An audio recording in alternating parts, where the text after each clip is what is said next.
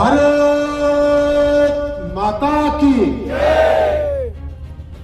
वंदे वंदे। मला सगळ्यात महत्वाची गोष्ट सांगायची आहे पत्रकार बंधूंना, आमच्या भारतीय जनता पार्टीच्या कामाची शैली वेगळी आहे। इथून राजूर मध्ये होणारा सगळा विकास तुम्हाला झाल्यानंतर कळेल की हा विकास कुण्या पद्धतीने झाला, कुणाच्या मदतीने झाला आणि कशा पद्धतीने झाला।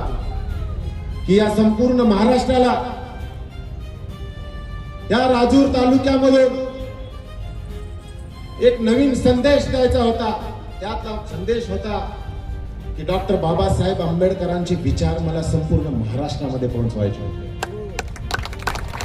त्याचबरोबर संविधानाची ताकद आहे, ती ताकद मला संपूर्ण महाराष्ट्राला दाखवायची होती।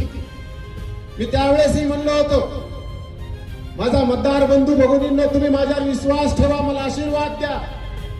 मी संपूर्ण महाराष्ट्राला त्या संविधानाची ताकद दाखवतो।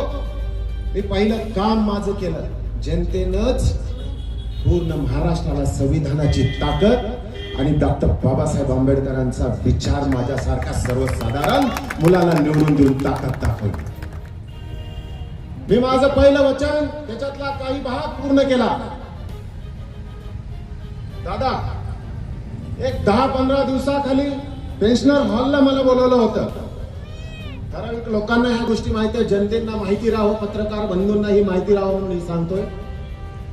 पेन्शनर हॉलला गेलो होतो, 400-500 असे माणसं माझ्या समोर वयोवृद्ध बसले होते, काही भगिनी बसल्या होत्या।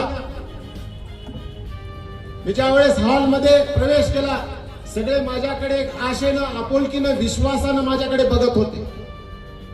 मी तिथं पाहिलं, मला वाटलं होतं मला फक्त धर्माचा आणि राजूरच्या विकासासाठी नगरपालिकेत पाठवलं चाललंय की काय की, पण सत्यता बघायला गेलो, वडीलधाऱ्या माणसांचा पण माझ्याकडे विश्वास आहे, त्यांचेही काहीतरी काम आहे। मला मानधन किती मिळतंय? निखिलजीने म्हणले एक 10-15 हजार रुपये तुम्हाला मानधन मिळतंय।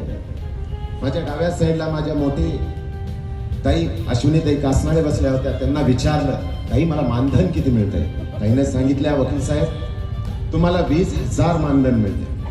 त्यावेळेस मी कसलाच विचार न करता ज्यावेळेस मला बोलण्याची संधी दिली, माझ्या आयुष्यातला जे काही मी माझ्या वडीलधाऱ्या माणसांचा विश्वास ठेवतो, वडीलधाऱ्या माणसांची सेवा करतो, त्या विचारानं मी उभा टाकलो आणि न हिचकता न विचार करता मी माझ्या 5 वर्षाचं संपूर्ण नगराध्यक्षाचं मानधन त्या निवृत्त असलेल्या लोकांना मी देऊन टाकलं।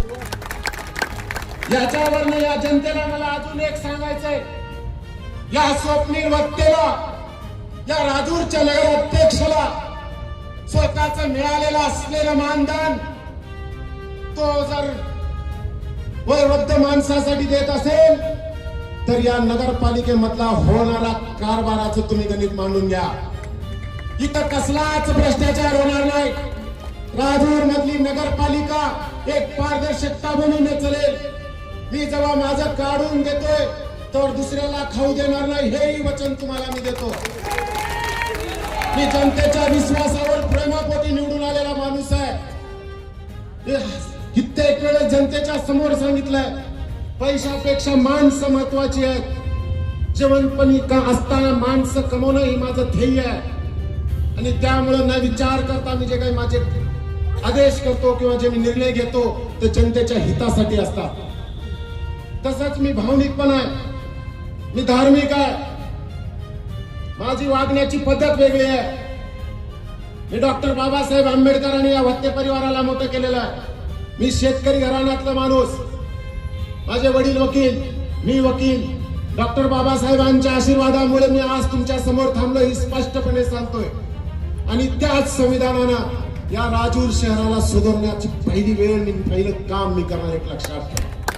सगळ्या संविधानात्मक गोष्टी होतील, कुठलंच काम बेकायदेशीर होणार नाही। त्यावेळेसही मी सांगितलं होतं, मी छत्रपती संभाजी महाराजांचा मावळा आहे। छत्रपती संभाजी महाराजांचं जसं रक्ताच्या शेवटच्या थेंबापर्यंत त्यांनी बलिदान करून या देशाचं या स्वराज्याचं रक्षण केलं तसंही आम्ही या शहराचं रक्षण करेन. इथल्या नगरपालिकेला व्यवस्थित चालवून हे आपल्याला वचन देतो की तुम्ही मला दुःखामध्ये आठवण करा, सुखात नाही केलं तर चालतंय. त्याच पद्धतीनं माझ्या कार्ड आणि माझा नंबर राजूरच्या संपूर्ण घरामध्ये मी पोहोचव करत आहे. कुठलंही काम अडू द्या, कसलीही अडचण येऊ द्या, या भावाला तुम्ही आठवण करा. तो भाऊ दुसऱ्या मिनिटाला तिथं हजर राहा. हे झाले सगळे काम.